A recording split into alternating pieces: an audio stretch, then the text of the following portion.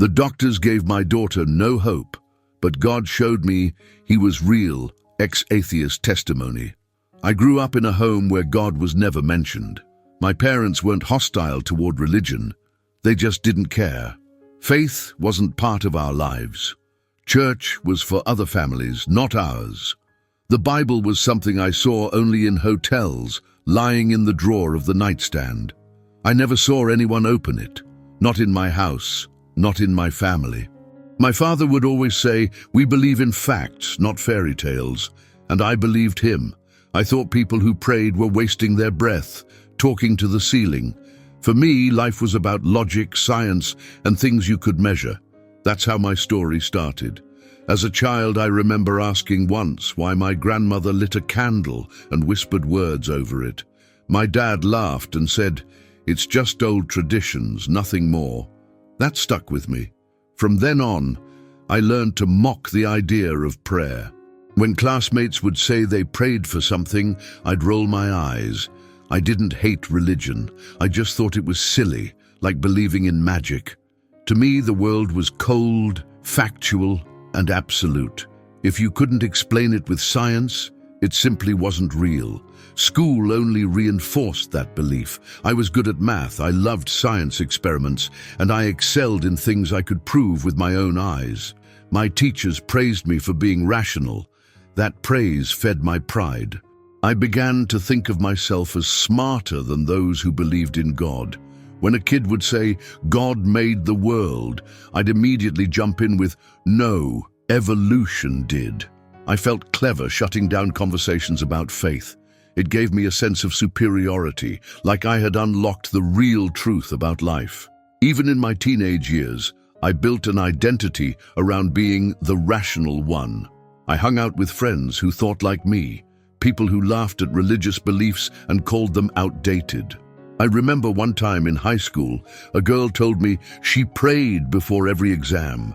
I laughed and said, "That's not going to help you studying, Will."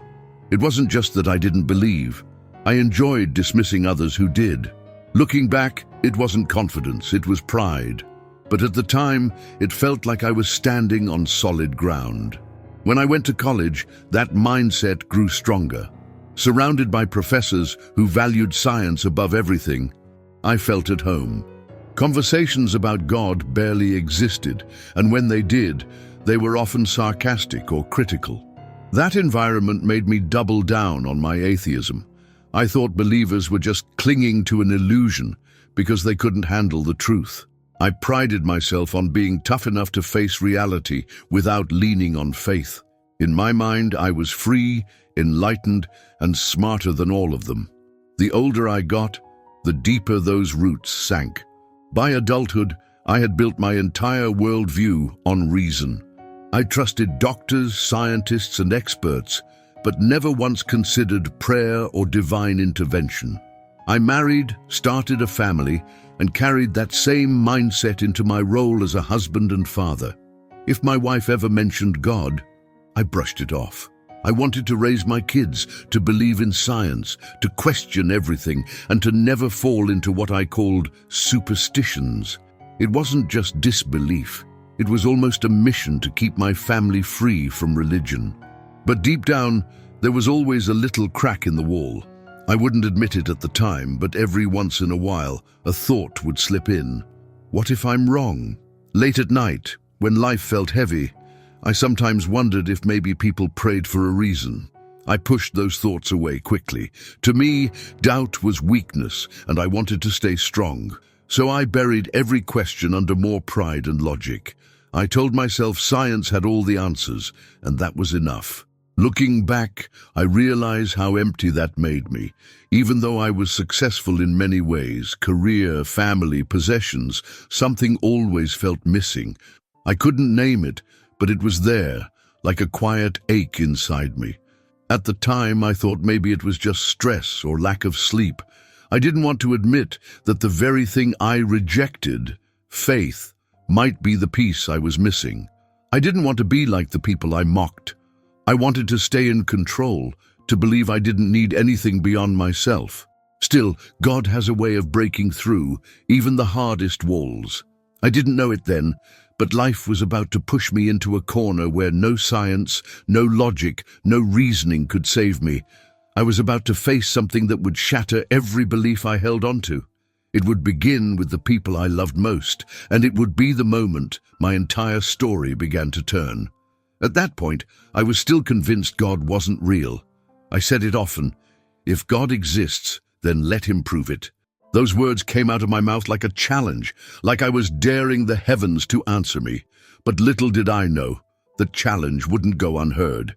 And one day, I would find myself on my knees, begging for the very God I swore didn't exist to save the person I loved most. That was the beginning of the breaking point. I used to say it all the time, medicine explains everything, miracles are just coincidences. That phrase became almost like my personal motto. Whenever someone shared a story about healing or answered prayers, I immediately dismissed it. I would nod politely, but inside I rolled my eyes and thought, they just don't understand science. To me, the human body was complex, yes, but still fully explainable. If something seemed unexplainable, I believed it was simply because science hadn't discovered the reason yet. God was never part of the equation. I took pride in being the one who always had a logical answer. If a relative said I prayed and the pain went away, I quickly jumped in with explanations. Maybe it was the placebo effect, maybe the body healed itself, maybe it was just timing. I believed medicine held the truth, not faith. And the more I said it, the more confident I became in myself. I thought I was protecting people from believing in fairy tales. In reality, I was closing my heart to something bigger than me. At work, I carried the same attitude. If colleagues mentioned faith or prayer, I would smile sarcastically and throw out a comment like, "Science has already proven that's just superstition." Some laughed, some stayed quiet, but I enjoyed feeling like the rational one in the room. Deep inside, it fed my pride. I loved being seen as intelligent, someone who wasn't fooled by emotions or blind faith. My confidence in human knowledge became almost like a religion of its own, except I didn't see it that way then. I remember one time a friend told me his mother had survived a surgery against all odds, and the family called it a miracle. I couldn't let it pass. I said, "No, that was the skill of the surgeon, not God. Don't give credit to something imaginary." My words cut him, but I didn't care. I thought I was doing him a favor, helping him see the truth. Looking back, I realized I wasn't protecting him. I was protecting my pride, my belief that human knowledge was enough. The strange thing is, my arrogance made me blind. Every day I trusted doctors, medicine, and research without question, as if they were infallible. I never stopped to think that science itself was limited, that even the best doctors admitted they didn't know everything. But I didn't want to admit that. Admitting limits would mean opening the door to something greater than science, and that terrified me. I wanted control, and control meant believing humans could explain everything. Sometimes, when people told me their testimonies about healing or answered prayers, I didn't just doubt them, I laughed at them. I would say things like, "That's not a miracle, it's just probability." I treated their faith as ignorance. What I didn't realize was that my disbelief was just as blind as their belief. I wasn't as rational as I thought. I was clinging to science the way others clung to God. But at that time, I couldn't see it.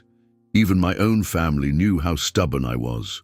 My wife once tried to share something that felt like a spiritual experience to her, and I shut it down immediately. "Don't be silly," I said. "That's just your brain making connections." I could see the disappointment in her eyes, but I didn't back down. I thought emotions made people weak, and I was determined to be strong, to hold on to knowledge as the highest truth. But inside, I was isolating myself from them. The more I leaned on intellect, the less room there was for humility. I started to believe that faith was not only unnecessary, but dangerous. It keeps people from thinking clearly, I told myself. I thought I was smarter, braver, more grounded than believers. I wore my atheism like a badge of honor, proud to stand against what I saw as ignorance. What I didn't realize was that my pride was building a prison around me, one that would eventually collapse. Still, I pushed forward, convinced I had all the answers. I told myself that medicine could explain every sickness, every recovery, every so-called miracle. But deep inside, I avoided the question, what about the things medicine couldn't explain? I ignored those moments. I brushed them off as exceptions, never admitting that exceptions meant there was more to life than my narrow view allowed. My pride wouldn't let me face that possibility. Looking back now, I see how fragile that confidence really was. It seemed strong at the time, but it was built on shaky ground. I thought science was unshakable, but one day life would confront me with something it couldn't answer. And when that moment came, all my pride, all my knowledge, all my certainty would crumble in the face of something greater. I used to think I had it all, a good career, a stable home, and most importantly, a family I loved more than anything. I'd married a wonderful woman, patient and strong, who stood by me even when I dismissed her small expressions of faith. And then there was my daughter, my little girl, only 6 years old, with a smile that could light up the darkest day. She was my pride, my joy, my everything. I would come home from work tired, but the moment she ran into my arms, the whole world felt right. I often said to my wife, half joking but half serious, as long as we have modern medicine, nothing will happen to her. I truly believed that. To me, the advances of science were enough to keep my daughter safe from anything life could throw at us. I saw vaccines, doctors and hospitals as a kind of shield around her, one that no sickness could break through. It gave me a sense of security, the belief that I was in control, that I could protect her from the unknown. Every night, I would tuck her into bed, kiss her forehead, and feel an overwhelming sense of responsibility. I thought it was all on me. The food she ate, the air she breathed, the care I provided. I wanted to be the one who guaranteed her safety. And I told myself that as long as I relied on science, I would never fail her. I didn't believe in angels watching over her, but I believed in doctors, and that was enough for me. She loved to ask questions, always curious about the world. "Daddy, who made the stars?" she once asked. I answered quickly, "They were formed billions of years ago through science, not by God." She nodded, but I could see a flicker of wonder in her eyes that my answer didn't fully satisfy. Sometimes she asked questions about heaven, things she had heard from her grandmother, and I always shut them down. I didn't want her filling her head with what I called nonsense. I thought I was teaching her truth. Our weekends were filled with laughter, trips to the park, and little traditions we built as a family. To me, that was enough proof that life was good, that we didn't need anything beyond each other. My daughter's laughter was the sound of heaven to me, though I never would have used that word. I thought I was building the perfect life, a life where pain and loss had no place because I trusted in the strength of human progress. My wife sometimes prayed quietly at night, and when I caught her, I would tease her. "Why waste time on that?" I said. "We've got everything we need, right here." She never argued, but she also never stopped. At the time, I thought it was harmless, just a habit she carried. I didn't realize that her quiet faith would one day be the anchor when my own certainty shattered. The truth is, my daughter was my world. Everything I did, every hour I worked, every plan I made, it was all for her. I wanted to give her the best education, the best future, the best chance at life. I thought my love and modern medicine were enough to guarantee that. I couldn't imagine a world where she wasn't safe. I never allowed my mind to even go there. In my arrogance, I believed I could control her future. Looking back, I see that my love for her was real, but my faith was in the wrong place. I put my trust in human ability, in medicine, in myself. I thought those things were unshakable. I had no idea how fragile they truly were. I had no idea how quickly everything could change. I thought I was standing on solid ground, but in reality, I was standing on sand. I can still remember the way she would run to me when I came home from work. her little arms wrapping around my neck, her voice calling, "Daddy, you're home." Those were the happiest moments of my life, moments I thought would last forever. But nothing on this earth lasts forever, and I was about to learn that in the hardest way. At that time, I had no reason to doubt. My family was healthy, my daughter was full of life, and I believed my knowledge was enough to keep her safe. I didn't see the storm coming. I didn't realize that my world, built so carefully on pride and science, was about to collapse. And it would begin with the one thing I treasured most: my little girl. It started so small, so ordinary, that I didn't even worry at first. My daughter came home from school one afternoon looking tired, her cheeks flushed. She complained that she didn't feel well, and when I touched her forehead, I felt the heat of a fever. I told myself it was nothing serious. Kids get sick all the time. A virus, maybe the flu, something a few days of rest would fix. I gave her some medicine, tucked her into bed, and reassured her that Daddy knew how to take care of it. The next morning, the fever was still there, and she seemed weaker. She didn't want to play, didn't even want to eat her favorite breakfast. That was unusual for her. Normally, she was full of energy, bouncing around the house from the moment she woke up. Still, I tried to stay calm. "It's just a bug," I told my wife. "She'll be fine in a few days." My confidence in medicine made me dismiss any thought that it could be something more serious. As the days passed, the fever didn't break. She grew paler, and her eyes seemed tired all the time. She no longer laughed at the silly faces I made, no longer ran to greet me at the door when I came home. A quiet fear began to stir inside me, but I pushed it down. I told myself science would explain it, that doctors would fix it. I couldn't allow myself to believe this was anything beyond a simple childhood sickness. I took her to the pediatrician, expecting to hear what I'd already told myself. The doctor examined her, ran some tests, and said it was probably a virus. He prescribed rest, fluids, and fever reducers. That should have calmed me, but it didn't. Something in my gut told me this wasn't ordinary. I tried to silence that voice, telling myself I was overreacting, but watching her lie so weak and quiet was unlike anything I had seen before. My wife's worry grew faster than mine. She sat by our daughter's bedside, stroking her hair, whispering little prayers under her breath. I noticed it and felt irritated. "Prayers won't change anything," I told her firmly. "The medicine will work." She didn't argue, but the look in her eyes said she wasn't convinced.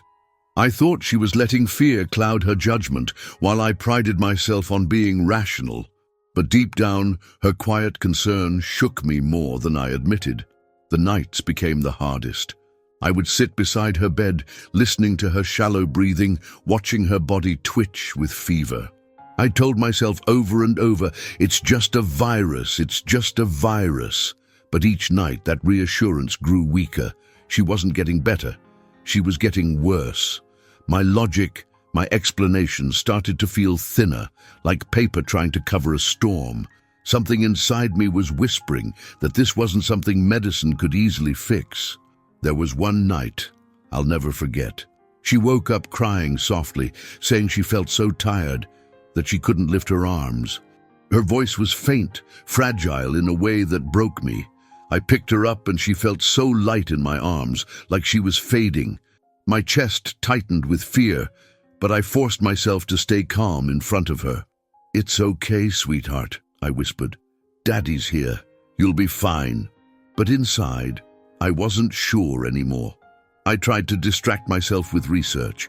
I stayed up late reading articles, searching symptoms, convincing myself I could solve it with knowledge. Every website, every explanation, every study I found gave me temporary relief, but none matched exactly what she was going through. That gap, the unexplained, terrified me. For the first time in my life, science didn't feel like enough.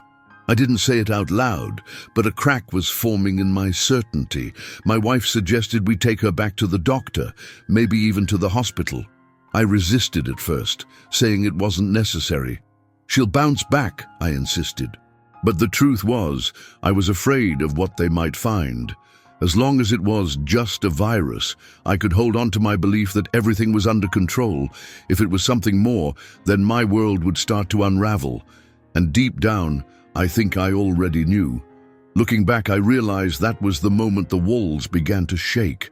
The fever, the weakness, the look in my daughter's eyes. It was the first signal that my belief in human knowledge alone wasn't enough to protect her. I didn't want to face it then, but life had just begun to push me into the very place I swore I would never go. The place of needing something greater than myself, something beyond science, something I wasn't ready to admit. By the third day, her condition worsened rapidly. Her fever spiked higher than ever, and she became so weak that she could barely stand. I could see the worry in my wife's eyes, and I knew it was time to act. I didn't want to wait for another day, another moment of doubt. I packed our things and rushed her to the nearest emergency room, convinced that the doctors could fix this. I told myself we would get answers and everything would go back to normal. At the hospital, we were immediately taken in. Nurses measured her vitals and took her temperature while I paced the waiting room like a man possessed. I demanded tests, scans, anything that could explain what was happening. I asked every specialist I could find to take a look, insisting they do everything possible. My confidence in human knowledge fueled me. I believed that if the right tests were done, science would save her. As the hours passed, I grew increasingly anxious. Every beep of the monitors, every faint groan from her bed tightened my chest. I called multiple hospitals, trying to find doctors who could consult or offer another opinion. I demanded second, third, even fourth opinions. My mind was a whirlwind of checklists, questions, and possible treatments. I was determined not to accept failure. I refused to believe that modern medicine could lose a child like mine. At one point, a doctor looked at me with a serious expression. "We're doing everything we can," he said, "but her condition is serious." I nodded, but inside I felt a rising panic. I couldn't let this be it. I couldn't imagine losing her.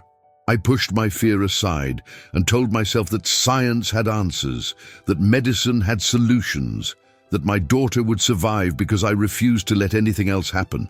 While waiting for test results, I hovered over her bed, holding her tiny hand in mine. I tried to remain calm for her sake, but my heart was racing. Every minute felt like an hour. Every number on the monitor seemed like a countdown. I whispered encouragements to her, telling her she was strong, that she could fight. I believed my words alone had power, but deep down, I knew even science couldn't always be enough. The specialists ran countless tests, blood work, scans, everything imaginable. I stayed by her side, asking questions, demanding answers, reviewing the results myself. Every abnormal reading made me more frantic. Every unexplained symptom gnawed at my confidence. My mind, which had always been my refuge, now became a prison of fear. No matter how much I researched or calculated, nothing could guarantee her survival. By the second night, her condition took a turn that I couldn't ignore. She became lethargic, barely responsive. I remember holding her in my arms as the nurse checked her vitals, my hands shaking.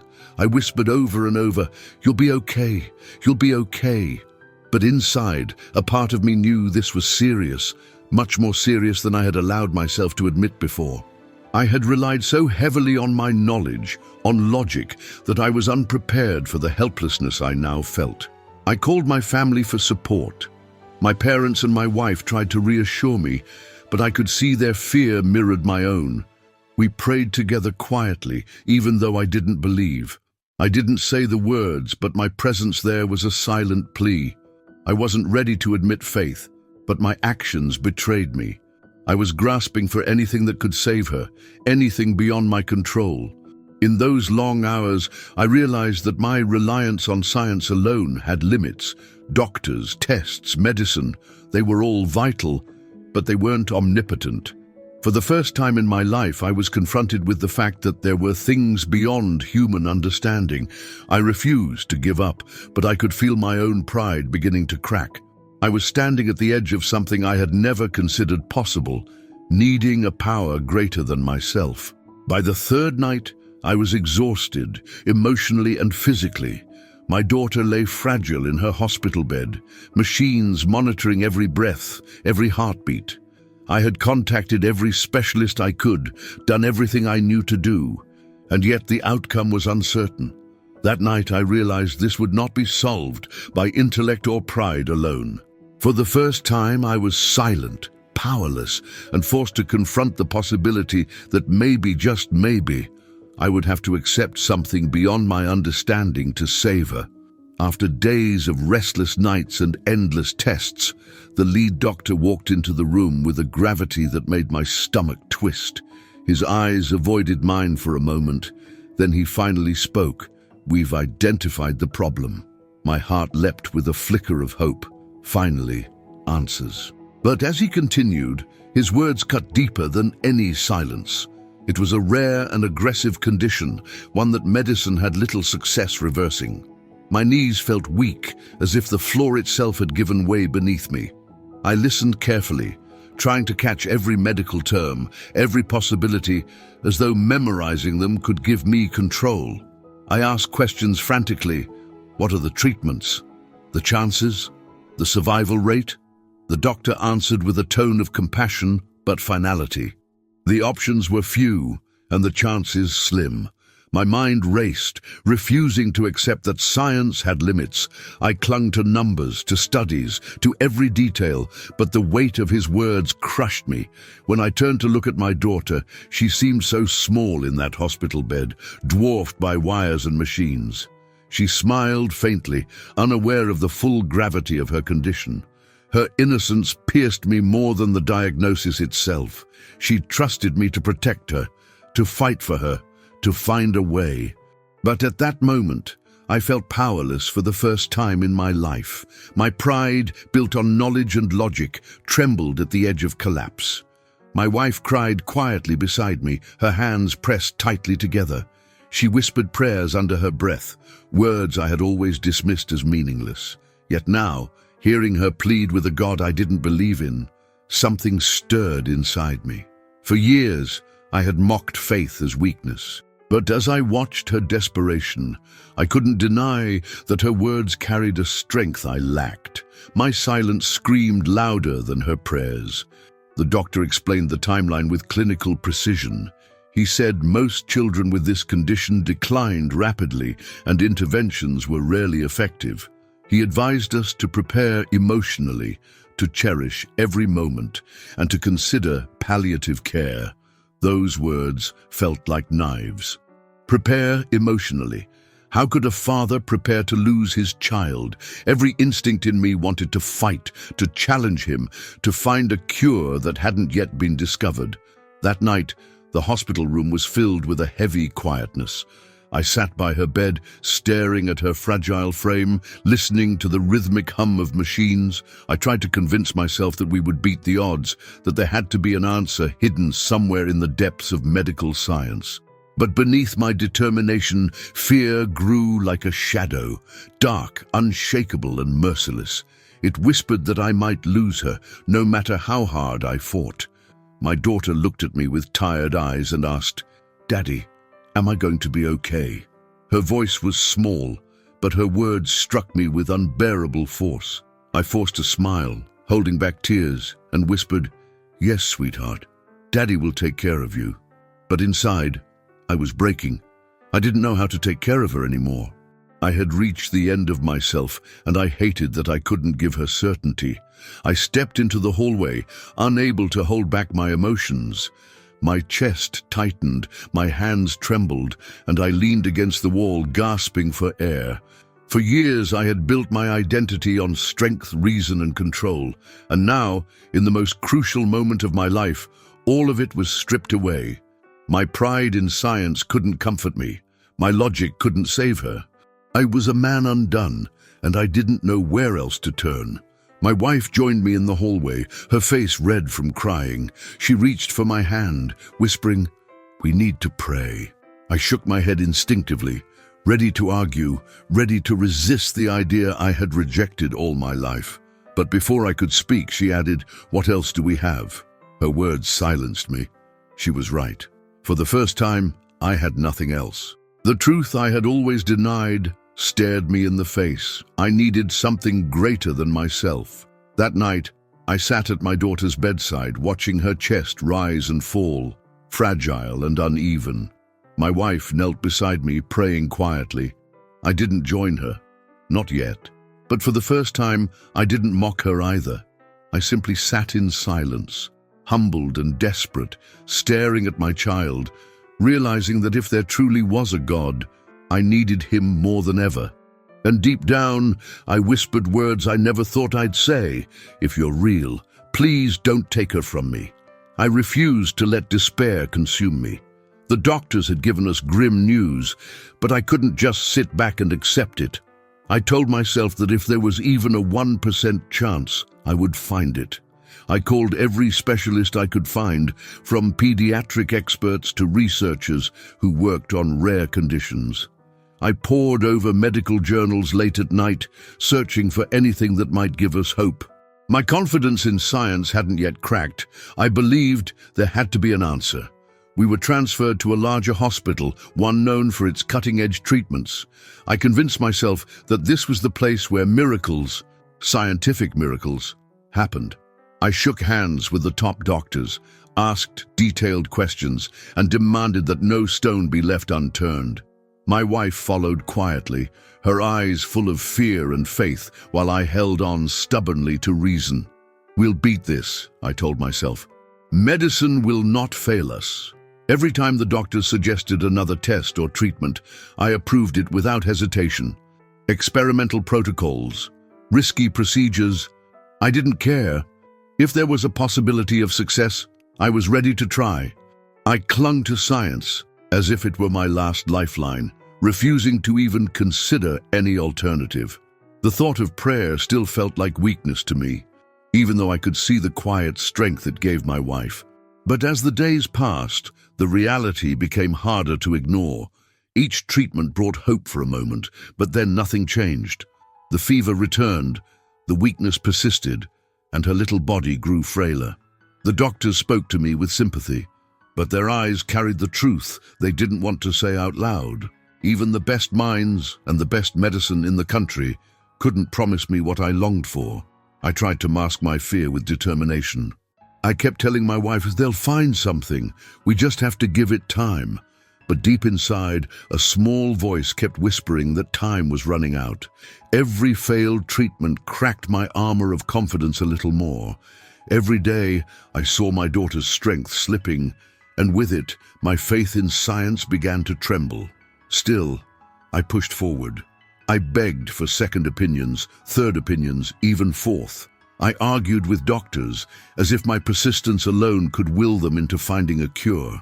I couldn't accept the limits of human knowledge, not yet. To do so would mean admitting that I was powerless, and that was something I had avoided my entire life. At night, I would sit beside her bed, exhausted, but refusing to close my eyes. I studied every monitor, every chart, as if staring at the numbers long enough would reveal a hidden solution. My wife prayed quietly, and I let her, but I didn't join. I told myself I didn't need faith, I needed answers.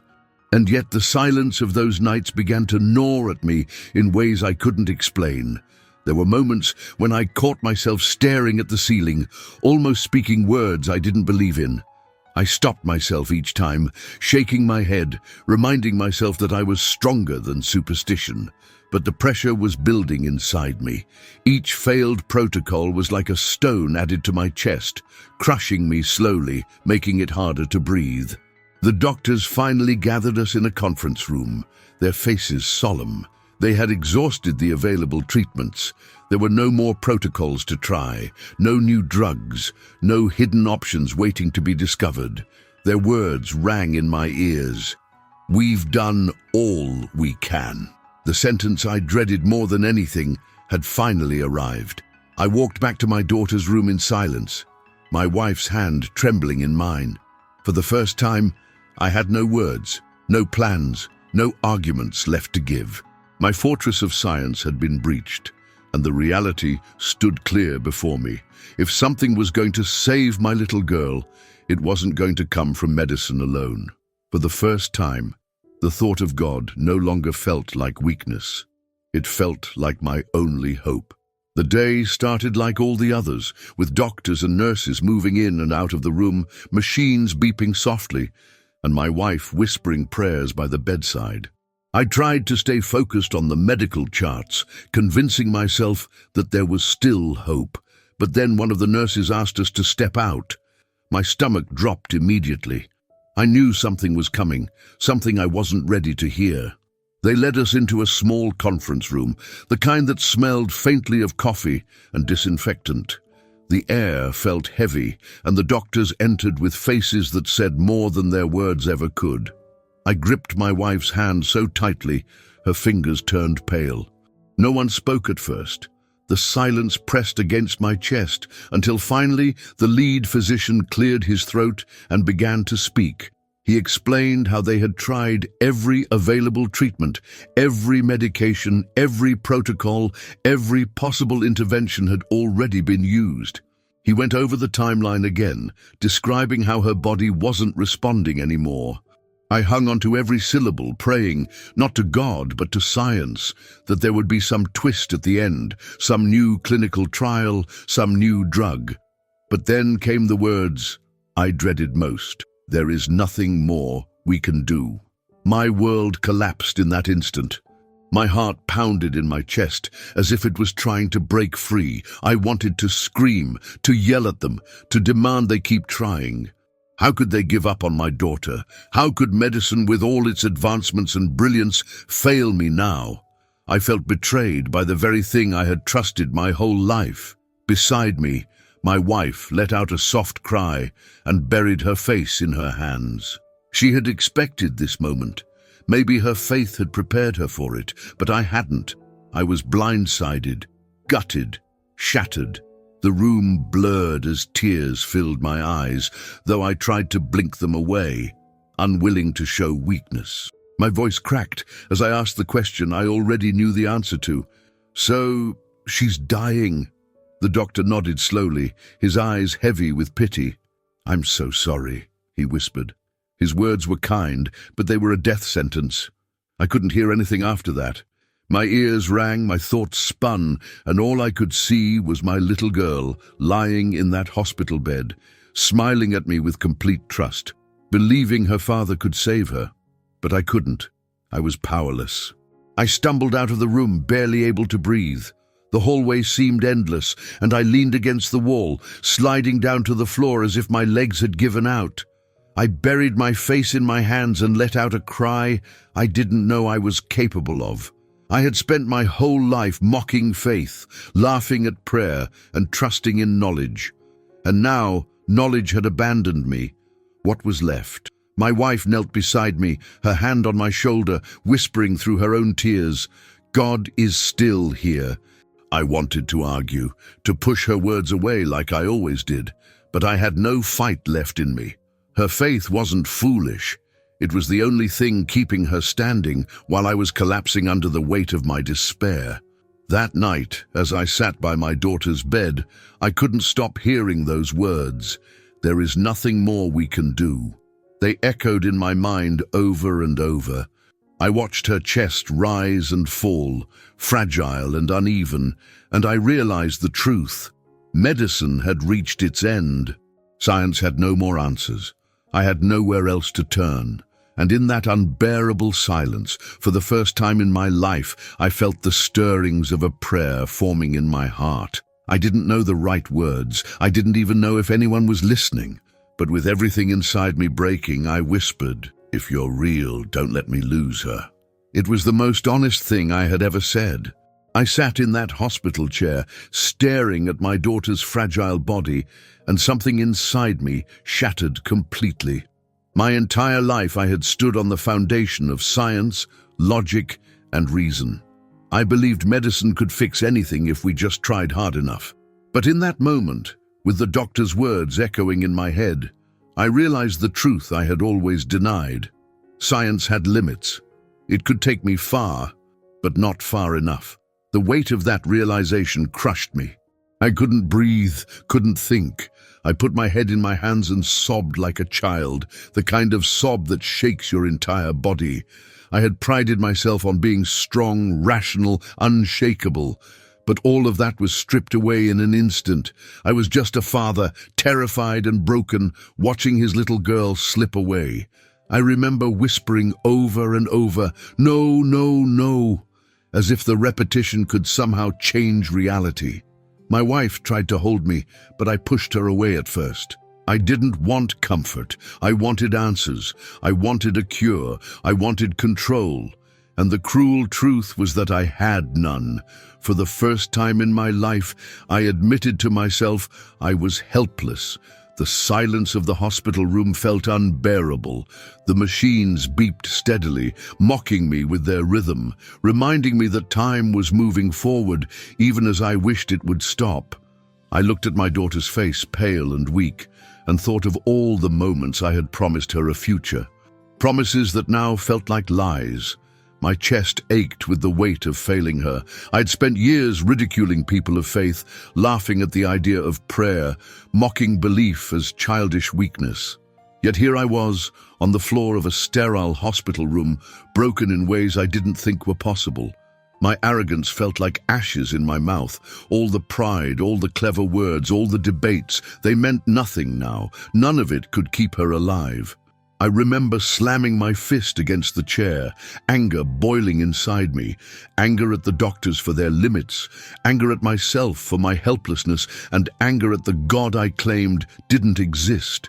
"If you're real," I muttered bitterly, "then why would you let this happen? Why her? Why now?" My words were raw, unfiltered, full of rage and desperation, but even as I said them, I felt something shifting inside. For years, I had closed my heart to the possibility of God. Yet here I was, addressing him directly, even if in anger. The irony wasn't lost on me. I was talking to the very God I denied, as if some buried part of me still believed he might answer. It terrified me almost as much as it comforted me. My wife placed her hand on mine again, this time gently. She didn't say much, just whispered, "You don't have to carry this alone." Her words broke me further, because deep down I knew she was right. I'd carried everything on my own strength for so long, and now my strength had failed. I had nothing left to stand on, nothing except the faintest hope that maybe, just maybe, there was more than science. That night, I couldn't stop crying. The tears came in waves, unstoppable and exhausting. I had never felt so empty, so stripped of everything I thought made me who I was. I realized I wasn't just watching my daughter die. I was watching the death of the man I used to be. My pride, my certainty, my faith in myself, it was all collapsing. And in that collapse, as painful as it was, a strange quietness began to grow in me. I didn't recognize it at first. It wasn't peace, not yet. It was surrender. For the first time in my life, I wasn't pretending to be in control. I was just a broken man, desperate for help from anywhere, from anyone, even from the God I had mocked my entire life. That night, when visiting hours ended and my wife finally went home to rest, I stayed behind. The hospital room was quiet, dimly lit by the soft glow of machines that seemed to mock me with their steady rhythm. I sat there in the silence, staring at my daughter, and I felt smaller than I had ever felt in my life. I wasn't the proud atheist anymore, the man who thought he had all the answers. I was just a father, broken, helpless, and desperate. Tears flowed down my face freely, without shame. I'd always thought crying was weakness, something I avoided at all costs. But now it came like a flood, unstoppable and raw. Every sob carried years of arrogance, of mocking others, of denying God. The tears weren't just for my daughter, they were for me, for the man I had been, and for the man who was collapsing right there in that hospital chair. The room was heavy with silence, the kind of silence that almost feels alive. I could hear every creak, every distant sound in the hallway, but none of it mattered. My world had shrunk to this one small space, to the sound of my daughter's fragile breathing, and to the war inside my own heart. It was in that silence that I finally stopped running. I leaned forward, resting my head against the side of her bed, and I whispered words I had never thought I would say. "I can't do this anymore. I can't fix this." My voice cracked as I spoke, as if the words themselves were foreign to me. Admitting defeat was something I had never allowed myself to do. But here, with my daughter's life slipping away, I couldn't deny it any longer. For the first time in my life, I wasn't speaking as a skeptic or as a man trying to win an argument. I was speaking as a father who loved his daughter more than anything and who had run out of strength. That silence pressed on me until it became unbearable, and out of that desperation, I found myself whispering, "God, if you're real, please hear me." The words felt clumsy on my lips. I had mocked prayers my whole life, called them meaningless, useless, superstition. And yet, when they came from me, they carried a weight I had never felt before.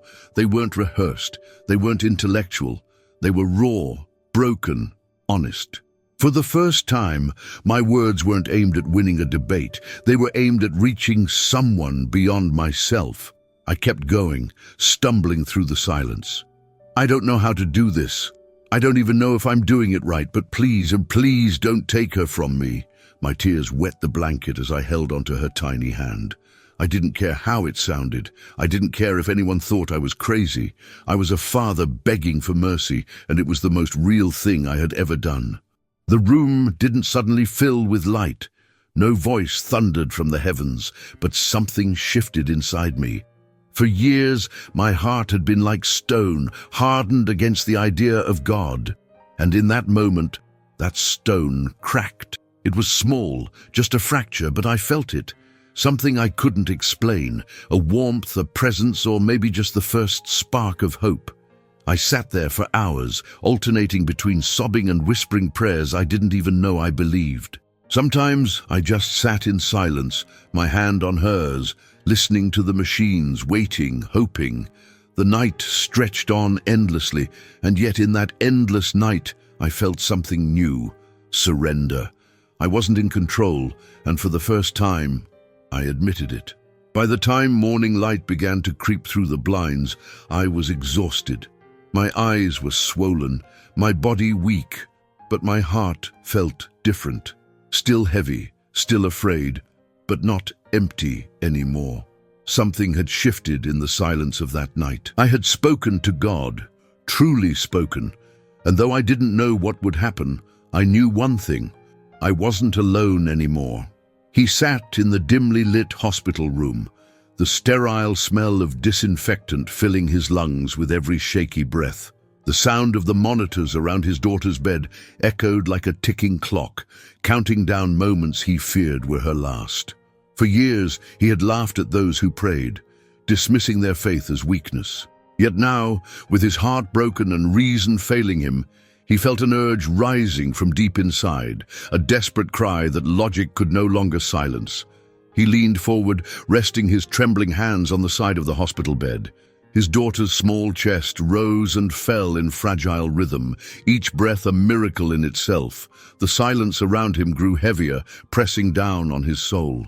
He closed his eyes, not knowing how to begin, feeling clumsy and foolish. But words escaped his lips, raw and unpolished. "God, if you exist, please, prove it. Save my little girl." The words shocked him even as he spoke them. This was not the man of science he had been, the one who mocked belief as a crutch for the weak. This was a father stripped of pride, stripped of certainty, stripped of control. His entire world had narrowed to the fragile life of his daughter, and in that vulnerability, he felt something he had never allowed himself to feel before: dependence on something greater. Tears blurred his vision, falling onto the bedsheet as he gripped it tightly. His voice cracked as he whispered again, "I have nothing left. I can't do this. Please, help me." The rawness of his plea tore through the years of walls he had built around his heart. It wasn't a carefully crafted prayer. It wasn't elegant. It was desperation, naked and unfiltered, born out of love and helplessness. For the first time, he realized prayer wasn't about control or manipulation, but surrender. He wasn't bargaining with God, offering promises or deals. He was simply admitting what he had refused to admit his whole life, that he wasn't enough, that he couldn't save his daughter, that he wasn't in control. In that surrender, a strange quietness seemed to settle over him, like a fragile blanket covering his trembling soul. The machines beeped steadily, their rhythm unchanged, but to him the silence between those beeps felt different now. It was as if someone was listening, as if the emptiness was no longer empty. He didn't see visions, he didn't hear thunder, but he felt something soften in him, a flicker of warmth where before there had only been despair, a hope so small, so fragile, but alive. He stayed there for hours, whispering, stumbling over words, repeating the same plea. His mind would drift to doubt, questioning whether he was just talking to the ceiling. But every time he looked at his daughter's face, pale yet innocent, and the words rose again, "Please, God, save her." It was no longer about pride or reason. It was about love, love stronger than his skepticism, stronger than his fear. At one point, he pressed his forehead against her tiny hand, feeling the warmth of her skin. "She doesn't deserve this," he murmured. "Take my life if you must, but give her a chance." His own voice startled him. He had spent a lifetime refusing to believe in anything beyond himself, and now he was offering everything he had to someone he had denied. The night dragged on, yet he found himself unable to stop praying. The words shifted from desperate demands to whispers of surrender. "I don't know you, I don't understand you, but I need you." For the first time, humility poured from his lips. It was no longer just about his daughter's survival. It was about him acknowledging a truth bigger than science, a reality beyond his control. When exhaustion finally overcame him, he slumped in the chair, his hand still holding his daughter's. Sleep came in brief waves, but even in that haze, his lips kept moving, repeating the same simple plea over and over. He had started the night as a broken man with nothing left, but as dawn approached, he realized something had changed. For the first time in his life, he had prayed, and it had been real. The next morning, as sunlight filtered through the blinds of the hospital room, something felt different.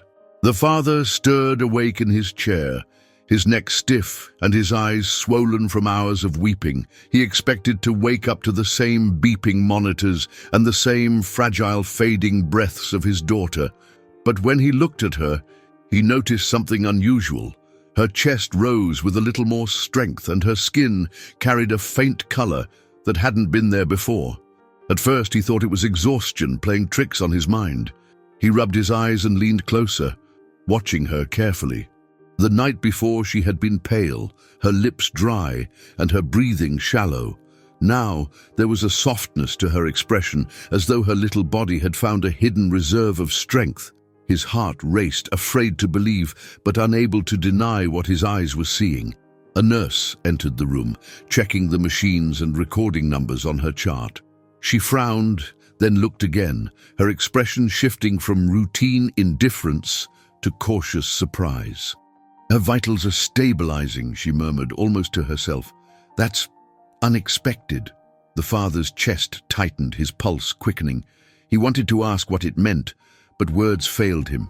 He could only watch, his heart pounding, as the nurse quietly called for a doctor. Minutes later, 2 doctors entered, flipping through her charts, whispering between themselves. Their eyes darted from the monitors to the little girl, then back again. Finally, one of them turned to the father, his tone cautious. "There's been an improvement," he said slowly, as if reluctant to raise false hope. "It's too early to say much, but this is not what we anticipated." The man's hands trembled. Against every prognosis, against every chart and statistic, his daughter was showing signs of recovery. He sank back into the chair, his breath uneven. Memories of the night before rushed through his mind, his broken prayer, his tears, his surrender. Could it be connected? The man of science inside him fought the thought, whispering about random fluctuations, medical anomalies, unexplained but natural occurrences. Yet the father inside him, the one who had prayed with all his heart, felt something deeper. This was no coincidence. As the day went on, her strength seemed to grow. She opened her eyes for brief moments, weak but aware, something she hadn't done in days. Her small hand twitched in his, and when he squeezed back, he felt the faintest pressure in return. It was enough to undo him. Tears rolled down his face again, but these were different from the night before. They weren't just born of despair. They carried awe, wonder, and gratitude. He whispered under his breath, his voice breaking, "Thank you." The words felt strange, foreign, but at the same time, so natural. He wasn't thanking the machines or the protocols or even the doctors, though he respected them all. No, this gratitude rose higher, beyond what his eyes could see, directed toward the one he had cried out to in the darkness. Doctors remained cautious, reminding him not to expect too much too soon. It could be temporary, they warned. Sometimes the body shows small rebounds before declining again. But he wasn't listening the same way anymore. For the first time, he wasn't clinging to the certainty of their words. He was clinging to hope, a hope that didn't come from charts or medicine, but from the whispered prayer of a broken heart. Throughout the day, he found himself returning to that prayer again and again, but now his words were different. "God, I don't know what you're doing. I don't know if she'll fully recover, but thank you for this sign. Thank you for hearing me." He wasn't demanding anymore. He wasn't bargaining. He was beginning to trust in a way that startled even himself. As night returned, he sat by her bed, no longer just a father clinging to science, but a father beginning to discover faith. The beeping of the monitors was steady, the faint color in her cheeks stronger than before. For the first time in weeks, he allowed himself to smile. He didn't know what tomorrow would bring, but he knew one thing with certainty. Something had shifted, not only in his daughter's body, but in his heart.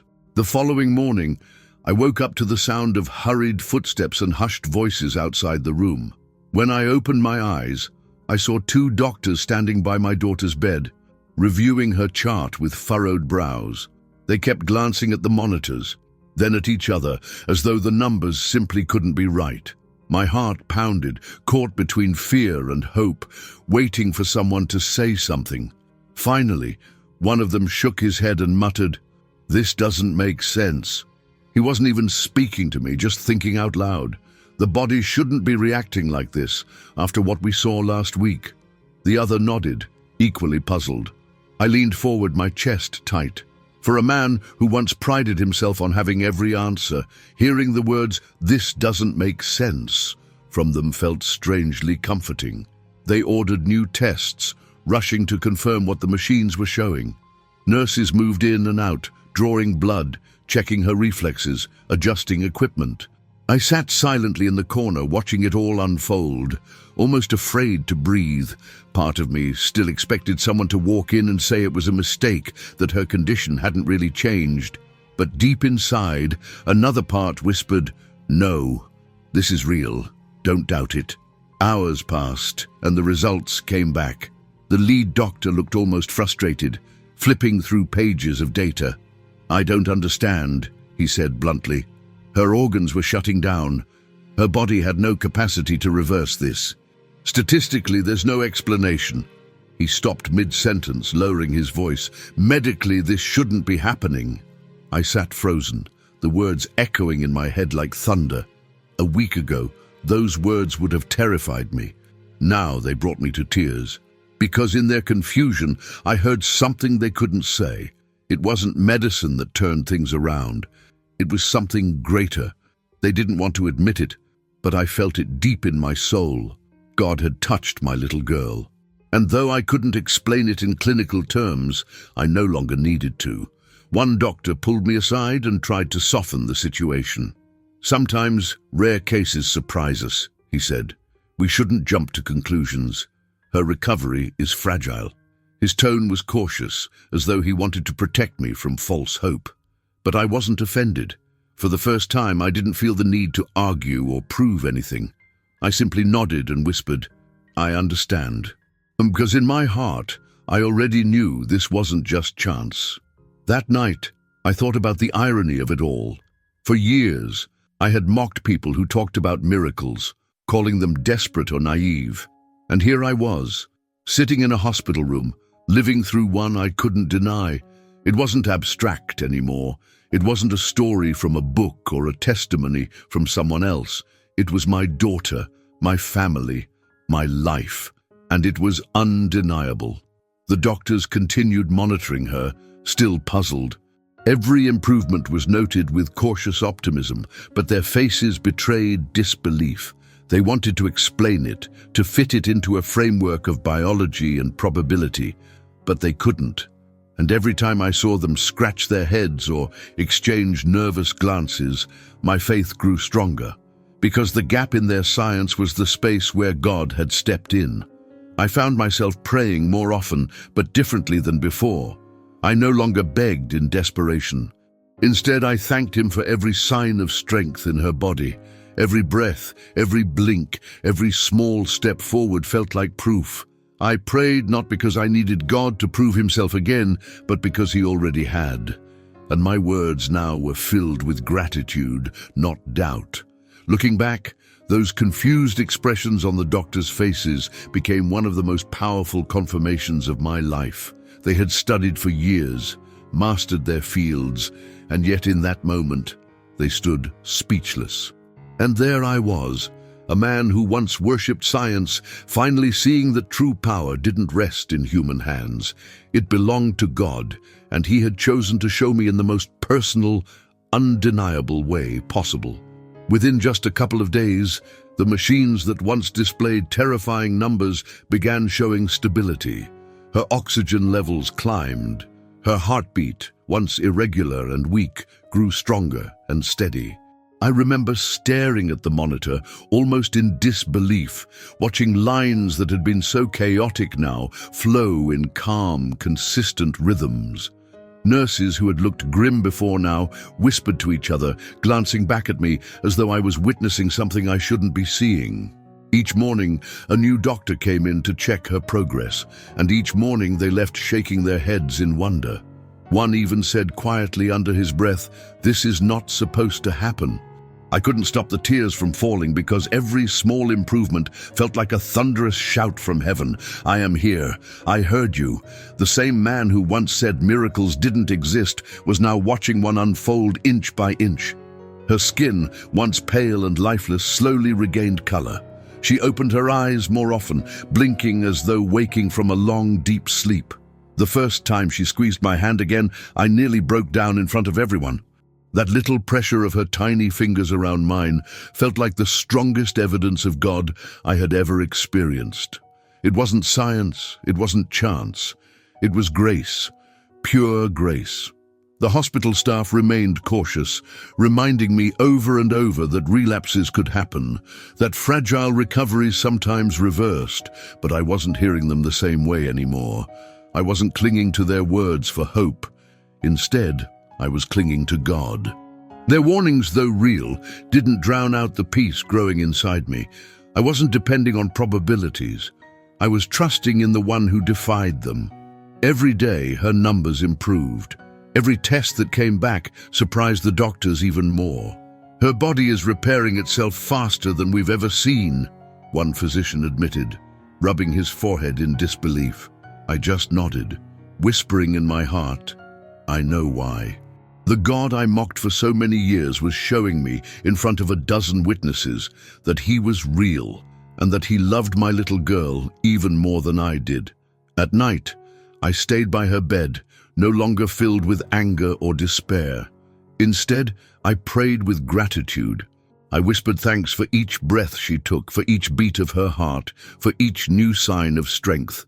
It was no longer a desperate cry for proof, it was a humble acknowledgement that I had been wrong all along. And strangely, instead of shame, I felt freedom. God wasn't punishing me for my unbelief. He was saving me through my daughter's healing. The nurses began calling her the fighter, but I knew she wasn't fighting alone. Every fiber of me believed that God himself was carrying her through. I caught myself smiling for the first time in weeks, realizing that I wasn't just watching my daughter heal, I was being healed too. My arrogance, my doubt, my pride, they were all being stripped away in that hospital room, replaced with something I had never truly felt: faith. It wasn't just about her survival anymore, it was about my transformation. I had spent my entire life worshipping science and mocking belief, and yet here I was, humbled to the ground, confessing with my heart what my lips were still learning to say: God is real. He is merciful. He still does miracles. I knew I could never go back to who I was before. In less than 2 weeks, she was sitting up, talking faintly, even managing a weak smile. The room that once felt like a prison of despair now felt like holy ground. Every corner of it was marked by God's presence. The machines, the charts, the skeptical faces of the doctors, all of it told a story that no textbook could ever explain. And I knew one day I would tell this story, not just to honor my daughter's life, but to honor the God who gave it back to her. And as I watched her body regain strength at a speed no one could comprehend, I realized something profound. I had asked God to prove himself, and he had answered, not with anger, not with judgment, but with love. A love that was greater than science, greater than my doubt, and greater than the impossible. In my daughter's recovery, I had been given the greatest miracle of all: faith reborn. The day finally came when the doctor stood in front of me, clipboards in hand, with expressions I'll never forget. One of them cleared his throat and said, "We've run every test we can, and, well, she's healthy. Completely healthy." I almost laughed at how uncertain his voice sounded, as if he didn't even believe his own words. For weeks, I had prepared myself to hear the worst, but now I was hearing the impossible. They explained that, medically, her case made no sense. Her organs had been failing, her body had been shutting down, and statistically, she shouldn't have recovered at all. "There is no scientific explanation," one admitted reluctantly. For a man who once demanded evidence, that sentence was the evidence I never expected to hear. Science had reached its end, and what remained was something far greater. Walking out of that hospital with my daughter's small hand in mine felt like carrying a treasure I didn't deserve. She wasn't just alive, she was full of life. Running down the corridor, smiling, laughing, as though the shadow of death had never touched her. Nurses waved goodbye with wide eyes, shaking their heads in disbelief, and I thought to myself, they may never say the word miracle, but I will. At home, I watched her play with her toys, her laughter filling the room, and I broke down in tears again. Not the tears of despair I once cried, but tears of overwhelming gratitude. My house no longer felt like the same place, it felt like a sanctuary. Every corner, every sound, every breath of my daughter was a reminder that God had stepped into my life and changed everything. Friends and family visited, amazed at her recovery. They asked what had happened, how such a turnaround was possible. The doctors had no answers, but I did. For the first time in my life, I didn't hesitate to say it. It was God. I said it with confidence, not as a cliché, but as a truth I had seen with my own eyes. Their faces showed surprise, because they knew me as the skeptic, the one who mocked faith. But that man no longer existed. Even my colleagues in the medical field tried to analyze it, searching for loopholes or overlooked details. I listened patiently, but deep down, I wasn't shaken. Their theories didn't hold weight against what I had lived through. I respected their knowledge, but I now knew something they didn't. There are limits to science, but no limits to God, and I couldn't stay silent about it anymore. I started writing everything down, wanting to preserve every detail. I knew one day I would need to share it, not just for myself, but for anyone who doubted like I once did. My daughter's healing wasn't just her miracle, it was also mine. It was the moment God answered a broken father's desperate cry, and in doing so gave me a new heart. The greatest miracle wasn't only that she walked out of that hospital, it was that I walked out a different man. My arrogance was gone, my pride dissolved. I no longer needed to say, if God is real, let him prove it. He already had, in a way so personal and undeniable that I could never go back to who I was before.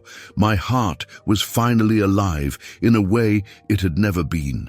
The doctors labeled her case unexplainable, but I called it exactly what it was, a miracle, a divine touch that no statistic or research paper could capture.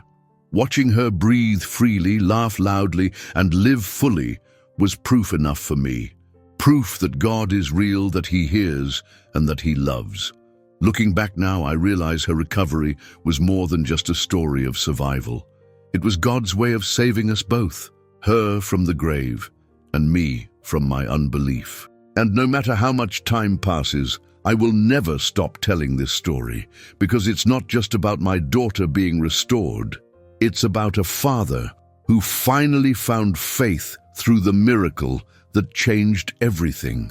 I sat in the quiet of our living room, my daughter playing nearby, and I felt a weight lifting I hadn't even realized I was carrying.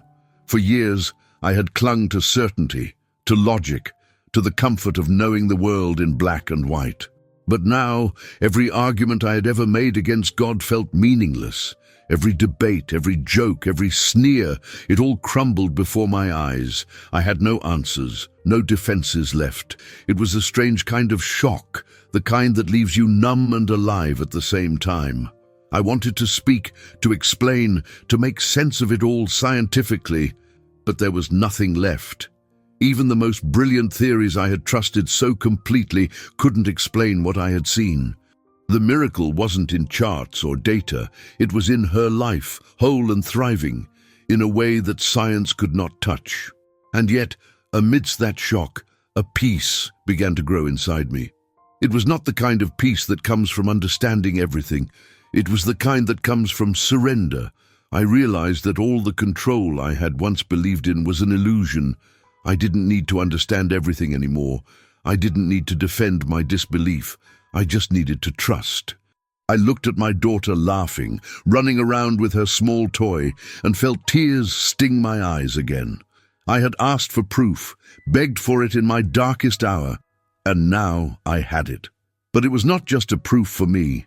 It was a gift of life, of hope, of awakening faith. And the irony was overwhelming. The man who had mocked prayer for decades was now living its answer. Even my thoughts tried to rebel. Surely there's some rational explanation, I whispered to myself, still clinging to a fragment of the old self. But every time I looked at her, every time I heard her voice, that inner voice faltered. I could not deny what I had witnessed. I could not deny that God had answered in a way that left no room for doubt. The shock was also physical. My chest felt lighter, but at the same time, my heart pounded as though it was trying to catch up with my mind. I felt like I was standing at the edge of a vast, unseen world, a world I had refused to enter for so long. And now, the door was open. I could step through or I could retreat, but retreat no longer seemed possible. I remembered my life before, every arrogant comment about faith, every debate where I had insisted science was all that mattered. I felt a mixture of shame and awe. Shame for the years wasted in disbelief, and awe at the undeniable reality that had now shattered all my assumptions. The contrast was almost unbearable. That night I knelt beside my daughter's bed before she fell asleep, whispering words I never thought I would. "Thank you, God. I believe. I see you now." The words felt foreign and yet profoundly natural. My voice shook, my hands trembled, but for the first time I was completely honest with myself, completely honest with him. And in that moment I realized something I had never understood in all my years of skepticism. Faith isn't the absence of doubt. It's trusting even when you don't have all the answers. I didn't have to understand everything. I didn't have to explain everything. I only had to recognize the undeniable. He was real, And he had shown me. By the time I finally went to bed that night, exhaustion washed over me, but it was different from any exhaustion I had known. It was not despair or defeat. It was the surrender of the old self, replaced by a new awareness. I was no longer just a father in shock. I was a believer, a witness, and a man finally at peace with the world he had once rejected. The first time I held her in my arms, after everything, I couldn't stop crying. I had imagined this moment so many times, but always with fear in my heart, wondering if I would ever get the chance again. And now, here she was, warm, alive, breathing against my chest. My tears soaked her hair as I whispered the words that came straight from my soul. You are the proof that God is real. I saw a miracle happen. She didn't fully understand, of course. She was too young to grasp the weight of what had happened, but her little arms wrapped around my neck with such strength that I knew she was hearing me in her own way. For a child who days before had been slipping away, the embrace felt like a victory, a triumph only God could have written. I kept staring at her face, memorizing every detail all over again. The color in her cheeks, the sparkle in her eyes, even the sound of her laughter. It was all a gift I would never take for granted again. I whispered prayers of thanks in silence, my heart overflowing with gratitude. The more I looked at her, the more I realized this was not just my daughter's second chance at life. It was mine too. My wife stood beside me crying as well. She knew me better than anyone, knew my stubbornness, my disbelief, my pride, and now she was witnessing something she had probably prayed for all along, my heart finally surrendering. When I told her God saved her, she didn't argue, didn't doubt. She just nodded through her tears and said, I know. That agreement between us felt like a new beginning. I spent hours just sitting with my daughter, holding her hand, talking to her softly. Every word was drenched with emotion. Daddy almost lost you, I told her, but God gave you back to me. The phrase, God gave you back, stayed with me, echoing in my mind, because that's exactly how it felt. Not luck, not medicine, not chance. God himself had returned her life to us. In those moments, I felt something deep inside me shift. The man who had once mocked believers, who had once demanded proof for everything, was now speaking words of faith without hesitation. It was as natural as breathing. And the peace I felt holding her was unlike anything I had ever known.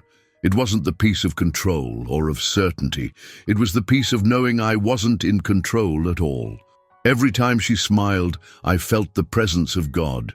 Every laugh, every small step she took was a testimony written in front of my eyes. I thought to myself, one day she'll grow up and I'll tell her everything. The sickness, the doctor's words, the hopelessness, and the miracle that changed her father forever. For now, she didn't need to understand. She just needed to live, to be the child God had spared. I held her tighter, as if my arms could keep her safe forever. But I knew better now. I knew that my strength wasn't enough. My knowledge wasn't enough. I had once believed I could protect her with science, with medicine, with human effort. But that illusion was gone. Her survival wasn't proof of my strength. It was proof of his.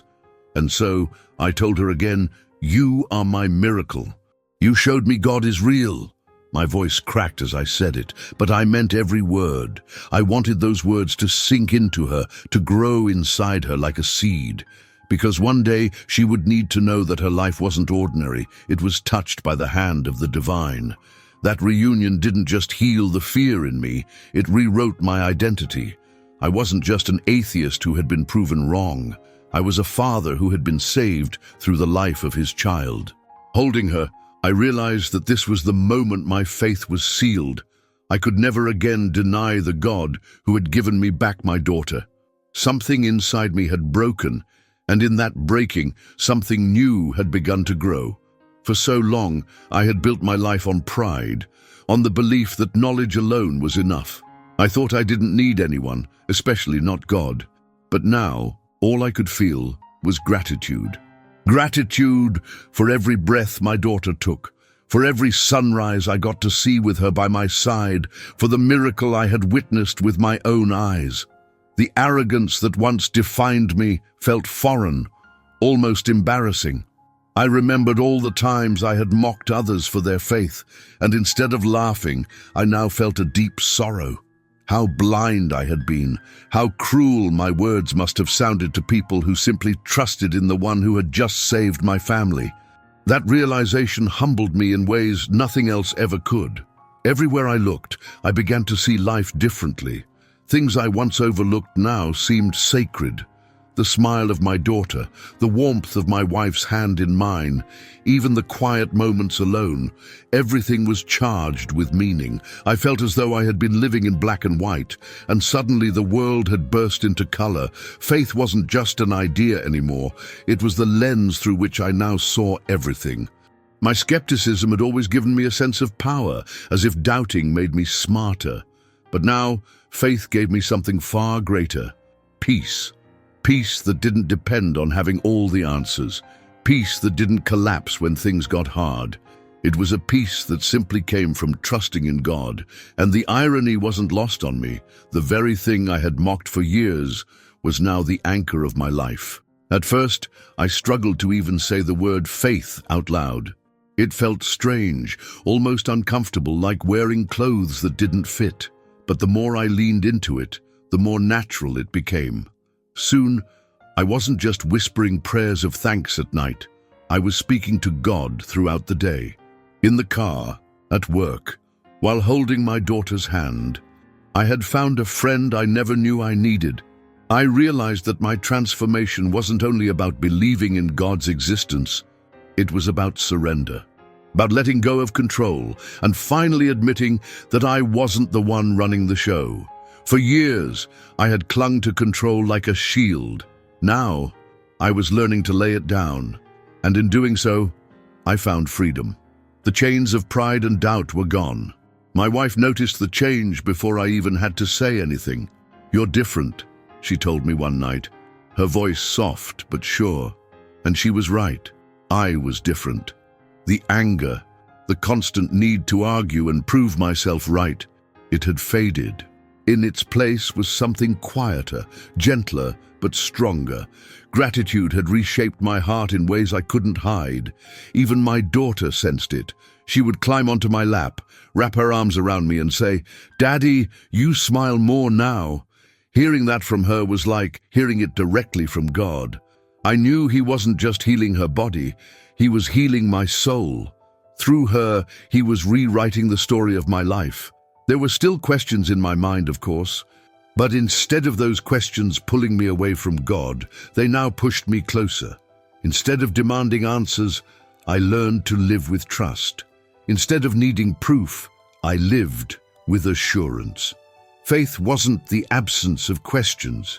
It was the decision to trust the one who held the answers. Looking at my journey, I realized I could never go back to the man I used to be.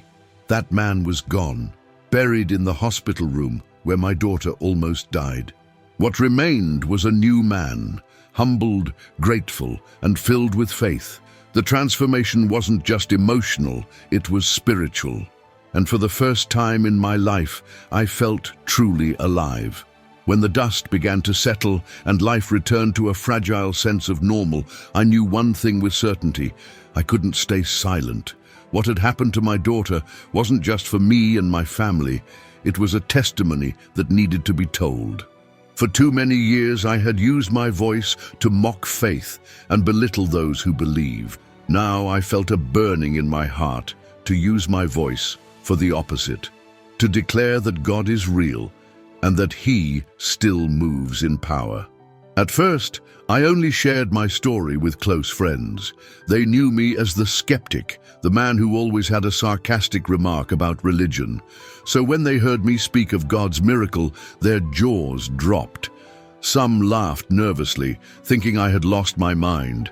Others asked question after question, unable to believe such a dramatic change could be real. But the more I spoke, the more peace and conviction filled my words.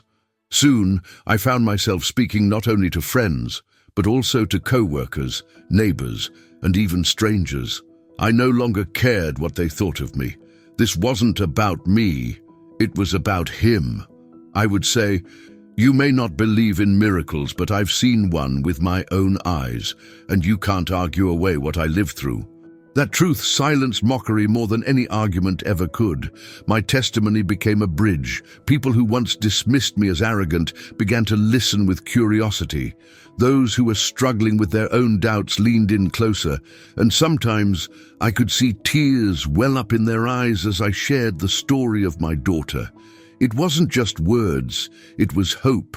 It was proof that they weren't forgotten by God. I never set out to become some kind of preacher, but opportunities kept opening. A friend invited me to share at his small church. Then someone else asked me to speak at a community gathering. Each time I stood in front of people, I trembled, not out of fear, but out of awe. Who was I to be standing here, proclaiming God's goodness when I had spent my whole life denying Him? Yet that was the very reason my words carried weight. I learned that testimony isn't about eloquence, it's about truth. I didn't need polished speeches or theological arguments. All I needed was my story, and in telling it, God's presence did the rest. People weren't moved by my personality, they were moved by His power. That realization kept me humble and grounded. At times I faced ridicule. Some accused me of exaggerating. Others tried to explain away the miracle as a medical anomaly, but their skepticism didn't shake me. I had once stood in their shoes, and I understood their mindset. Still, I couldn't deny what I had lived. My daughter's smile, her laughter, and her health were living proof. No argument could erase that. As I continued sharing, I realized something profound. Testimony is contagious. People began to open up about their own encounters with God, moments they had once kept hidden for fear of mockery. My story gave them courage to speak, and their stories encouraged me in return. Together, we became living witnesses of God's faithfulness. Every time I said the words, "God still does miracles," I felt a surge of conviction, because I knew it wasn't a slogan, it was my reality. It was the anchor that had saved my family. And I wanted the world to know that the same God who had rescued my daughter was able to rescue anyone who called on Him. Looking back, I saw how God had transformed the very thing I once despised, faith, into the foundation of my life. My testimony was no longer a burden, but a gift. And I vowed to keep sharing it, not to make myself look wise or holy, but to point every ear that would listen toward Him. My voice, once used to tear down, now existed for one purpose: to lift up the name of the God who still works wonders. If someone had told me years ago that I would be here today, speaking of God with tears in my eyes, I would have laughed in their face. I would have mocked them and called it nonsense. But life has a way of breaking through the walls we build, and God has a way of meeting us in the very places we swore He could never enter. I was a man who trusted only in science, yet it was science that reached its end, forcing me to look beyond. Standing here now, I realize that what happened wasn't just about my daughter's healing, it was about my own.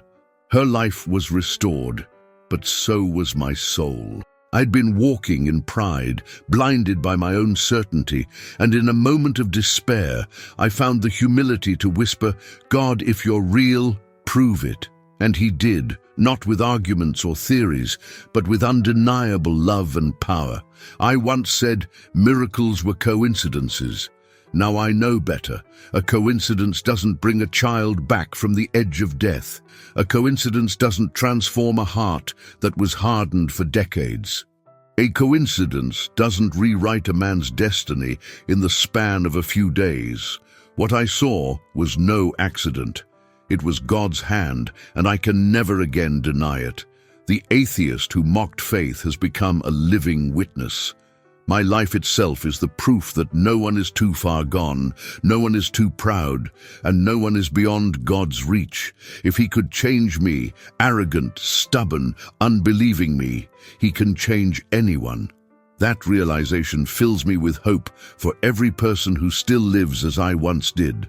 Now I see faith not as weakness, but as strength. It takes courage to admit we don't have control, to lay down our pride and surrender to something greater than ourselves. And in that surrender, I found peace like I had never known before. Peace that doesn't depend on circumstances, peace that endures even in the storms of life. When I look at my daughter today, laughing, running, and living fully, I don't just see a child. I see God's mercy in flesh and blood. She's a daily reminder that when the world says there is no hope, God speaks a louder word: I am not done. And that truth has become the anchor of my life. I don't share my story to glorify myself. If anything, it humbles me to admit how wrong I was for so long. I share it to point others toward the one who saved my family when there was no other way. My voice exists now for one reason: to tell the world God still does miracles, and He is real.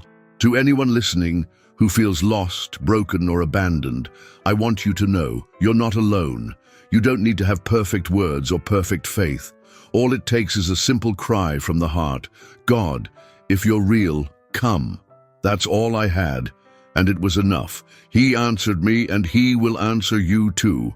The atheist has died, and in his place lives a man of faith, not because of anything I earned, but because of what God did.